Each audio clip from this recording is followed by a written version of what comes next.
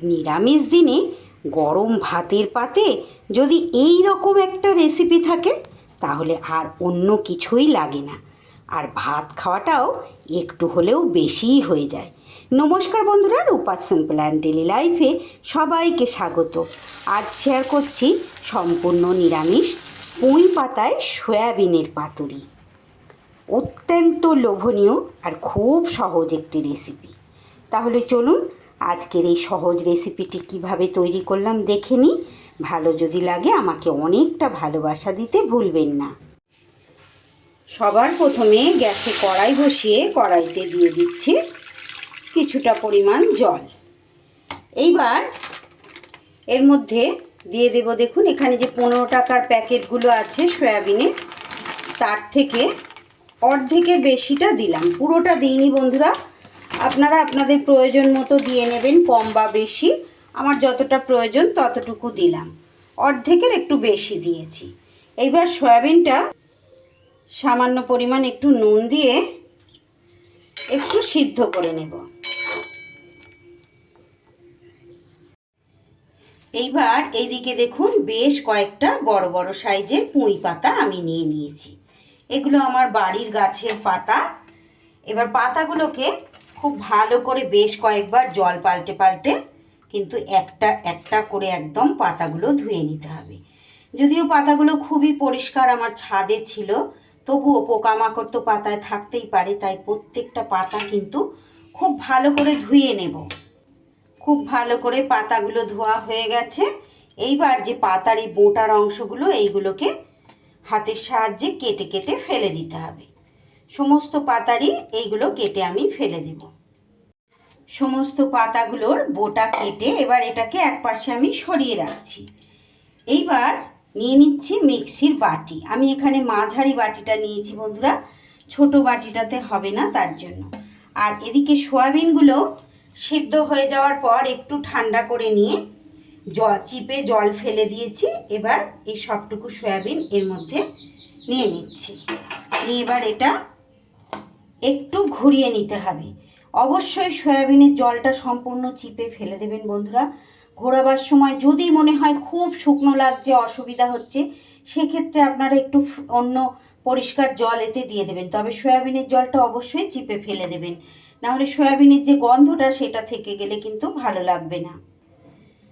দেখুন জল কিন্তু একটুও দিতে হয়নি, এইভাবে একটু ঘুরিয়ে নিয়েছি। একেবারে যে মিহি কাদা কাদা পেস্ট করতে হবে তা কিন্তু নয়, এই রকম একটু ঘুরিয়ে নিলেই হবে।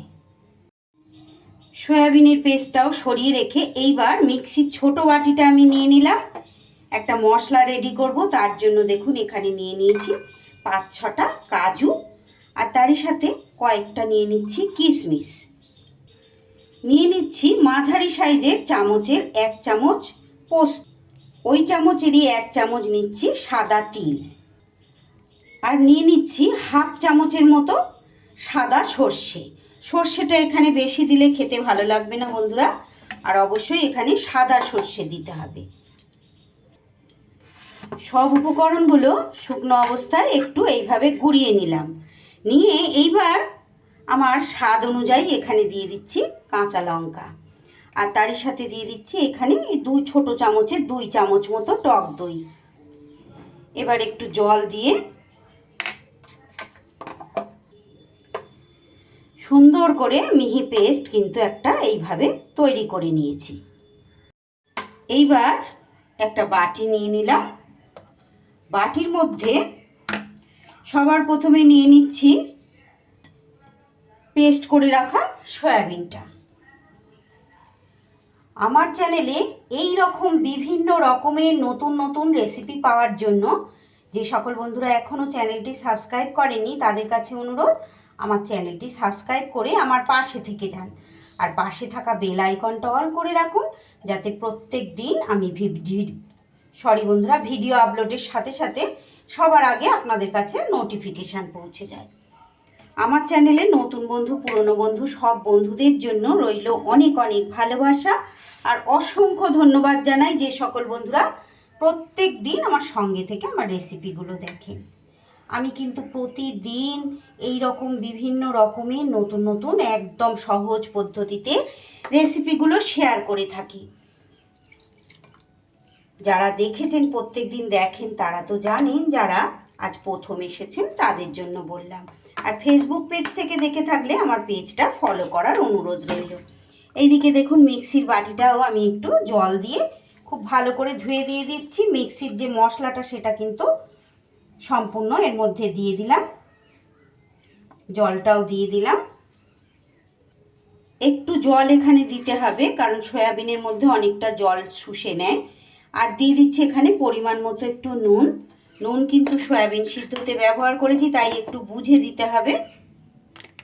দিয়ে দিচ্ছি সামান্য পরিমাণ একটু হলুদের গুঁড়ো, আর তারই সাথে একদম সামান্য নামমাত্র একটু কাশ্মীরি লঙ্কার গুঁড়ো। দিয়ে দিচ্ছি 2 চামচ পরিমাণ সর্ষের তেল। আজ আমার হাতের কাছে নারকেল কোড়া নেই বন্ধুরা। আপনাদের হাতের কাছে যদি নারকেল কোড়া থাকে অবশ্যই একটু নারকেল কোড়া দিয়ে দেবেন। নারকেল কোড়া দিয়ে করলে এটা কিন্তু আরও স্বাদ অনেকটা বেড়ে যায়। আজকে নেই বলে আমি দিতে পারছি না, আপনাদের হাতের কাছে থাকলে অবশ্যই দেওয়ার চেষ্টা করবেন। তবে নারকেল কোড়া ছাড়াও কিন্তু এটা বেশ ভালো লাগে খেতে। সব কিছু উপকরণ এবার খুব সুন্দর করে মিশিয়ে নিচ্ছি। আপনারা যারা একটু বেশি মিষ্টি মিষ্টি খেতে পছন্দ করেন, যেহেতু নিরামিষ তো চাইলে এখানে একটু আপনারা যে কোনো মিষ্টি জিনিস দিয়ে দিতে পারেন। আমি যেহেতু কিশমিশটা ব্যবহার করেছি, তাই এখানে কিন্তু আর অন্য মিষ্টি ব্যবহার করছি না। অত্যন্ত লোভনীয় একটি রেসিপি বন্ধুরা, ভীষণ ভালো হয়।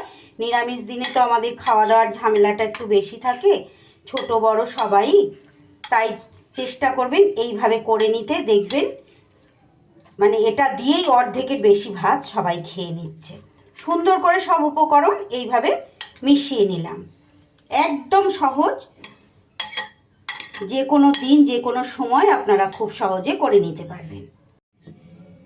এইবার গ্যাসে আমি প্যান বসিয়ে দিয়েছি।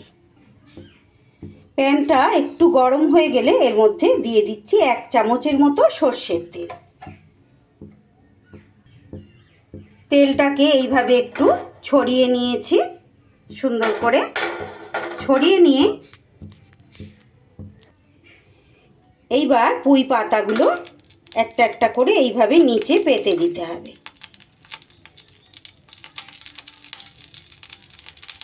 সয়াবিন তো কতটা প্রোটিনে ভরপুর এটা তো আমরা প্রত্যেকে জানি। আর খুব সহজ আর খুব সুস্বাদু একটা রেসিপি আজ আমি কিন্তু আপনাদের সঙ্গে শেয়ার করছি। ভালো লাগলে ভিডিওর শেষে একটা লাইক আর ছোট্ট একটা কমেন্ট করে জানিয়ে যেতে ভুলবেন না বন্ধুরা যে আপনাদের কেমন লাগলো। অবশ্যই বাড়িতে এইভাবে একবার ট্রাই করে খেয়ে দেখবেন। ট্রাই না করলে তো আপনারা বুঝতে পারবেন না যে সত্যি কতটা ভালো হয়েছে। একটু বেশ কয়েকটা পাতা এইভাবে আমি পেতে দিলাম নিচে। এটা চাইলে আপনারা কিন্তু কলার পাতাতেও করতে পারেন, তবে কলার পাতায় একটা বেশ সুন্দর সুগন্ধ হয় ঠিক কথা, কিন্তু এইভাবে পুঁই পাতায় করলে কিন্তু পাতাটাও বেশ সুন্দর করে মজা করে খাওয়া হয়ে যায়। এবার সম্পূর্ণ এটা দিয়ে দিতে হবে সয়াবিনটা, ছড়িয়ে ছড়িয়ে সমানভাবে চারিদিক যাতে হয় সেইভাবে ছড়িয়ে দেবেন। আপনাদের একটা লাইক আর একটা কমেন্ট প্রত্যেক দিন এই রকম নতুন নতুন ভিডিও তৈরি করতে আমাকে অনুপ্রেরণা জাগায় বন্ধুরা। তাই প্লিজ আপনাদের কাছে অনুরোধ, যদি রেসিপি ভালো লাগে একটা লাইক আর কমেন্ট করে দেবেন। সবটুকু এইভাবে দিয়ে দেবার পর এইবার দিয়ে দিচ্ছি আমি আরও 3-4টে চেরা কাঁচা লঙ্কা। কাঁচা লঙ্কার ফ্লেভারটা খুব সুন্দর হবে। আর তারই সাথে এখানে আরও 1 চামচের মতো সর্ষের তেল ওপর থেকে এইভাবে ছড়িয়ে দিতে হবে। দিয়ে এইবার আবার এই পাতাগুলো এইভাবে ঢেকে ঢেকে দেব। অবশ্যই গ্যাসটা একদম লো ফ্লেমে রাখবেন, না হলে কিন্তু নিচ থেকে পোড়া লেগে যাবে। খুব বেশি না বন্ধুরা, মিনিট 5 এইভাবে লো ফ্লেমে ভাপিয়ে নিতে হবে। দেখুন সুন্দর করে ঢাকা দিয়ে দিলাম। একটু পাতার পরিমাণ বেশি রাখবেন, তাহলে পুড়বেও না আর খেতেও খুব ভালো লাগবে। যাতে কোনো রকম সয়াবিনের অংশ না দেখা যায় সেইভাবে সবটা ঢাকা দিয়ে দিলাম পাতাগুলো দিয়ে। এইবার চাপা দিয়ে দেব। এইভাবে 5 মিনিট রান্নাটা করে নেবার পর দেখবেন হালকা হালকা ভাজা ভাজা গন্ধ আসবে। তখন এইবার গ্যাসের থেকে আমি এটা নামিয়ে নিয়েছি বন্ধুরা, এক হাতে দেখাতে আমার অসুবিধা হবে বলে। একটা প্লেটের মধ্যে এইভাবে ঢেলে নিতে হবে। দেখুন এইভাবে ঢেলে নিলাম। এইবার আবারও গ্যাসটা জ্বালিয়ে আস্তে করে এই পিঠটাও এরকম দিয়ে দিতে হবে। এইভাবে দিয়ে আবারও ঢেকে দেব। এবারে আর 5 মিনিট করার দরকার হবে না বন্ধুরা, 3-4 মিনিট করে নিলেই হবে। অপর দিকটাও 3-4 মিনিট ভাপিয়ে নিয়েছি। দেখুন বন্ধুরা কিভাবে সয়াবিন তো কতটা ফুলে উঠেছে। এইবার গ্যাস বন্ধ করে আমি স্ট্যান্ডিং টাইম 10 মিনিটের জন্য রেখে দেব। রেসিপিটি আপনাদের কেমন লাগলো বন্ধুরা? ভালো যদি লাগে প্লিজ একটা লাইক আর একটা কমেন্ট করে জানিয়ে যেতে কিন্তু ভুলবেন না।